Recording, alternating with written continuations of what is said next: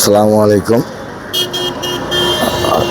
আজকের খবর থেকে আমি বাইজিৎ চিফ রিপোর্টার বলছিলাম।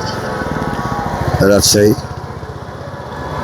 শাহমখদুম কলেজের সামনে যে পেট্রোল পাম্প আছে, মেসার্স আফরিন ফিলিং স্টেশন।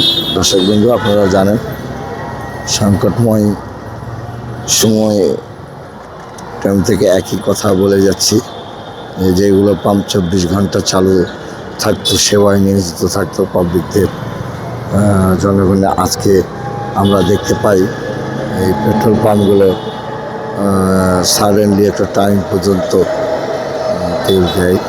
কোনো পাম্প একবারে বন্ধ হয়ে গেছে রাজশাহী শহরে, কোনো পাম্প চলছে সীমিত সময়ের মতো এবং সীমিত তেল দেওয়ার মতো। এইটা জনগণ না পাওয়ারই একটা কথা আমি বলবো। এই কারণে বলবো, সবাই তেল পাচ্ছে না।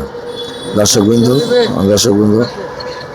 আপনাকে আবারও দেখাই, পিছিয়ে আমার যেই পেট্রোল পাম্পটা আছে সেটা মেসার্স আফরিন ফিলিং স্টেশন। এটা বিশাল বড় একটা পেট্রোল পাম্প।